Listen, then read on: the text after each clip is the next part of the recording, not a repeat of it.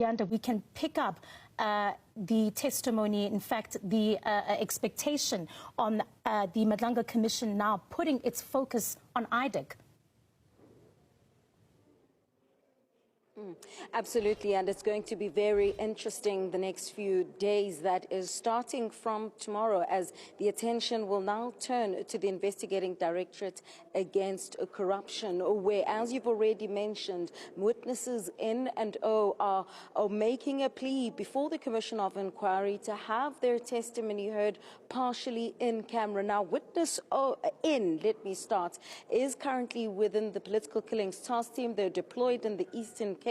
They're one of the PKTT members that has been dealing with the Fort Hare matter, as we've heard even from Lieutenant General Nhlanhla Mkhwanazi when he testified that, and as well as Lieutenant General Dumsani Khumalo, about how the Political Killings Task Team had come to, mastering their methodology, and it would have also started in the Eastern Cape, but also dispelling that view that the PKTT was a KZN-based task team. Nevertheless, witness N is someone who is going to be speaking about as well another instance of extortion. A complaint was laid by a foreign national in the Eastern Cape as recently as January this year, and that's going to be another unrelated topic that they deal with. But in particular, they're going to be dealing with some of the conduct of IDAC and the investigations thereof. In fact, witness O's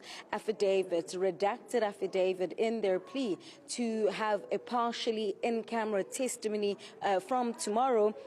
They have damning allegations against the former National Director of Public Prosecutions, Shamila Batoyi, and Andrea Johnson. Now, witness O says that they're a crime intelligence officer, but they actually there was a request, it seems, that was made by IDAC's head, Andrea Johnson, who was a senior prosecutor at the time, which they described as being improper conduct. Now, this was in 2018. Come 2022, according to this affidavit, this particular officer decided to disclose this incident, and it is there where it seems Shamila Batoyi and Andrea Johnson tried to interfere in the investigations that were looking into witness O's allegations. And so it's going to be an interesting couple of days, and we understand that Johnson herself is expected in the coming days, sometime next week, and so it would seem as though we'll be hearing a lot about IDAC starting from tomorrow, Veronica. And Ziyanda, of course, let's pick up from today's testimony. The important question there, right?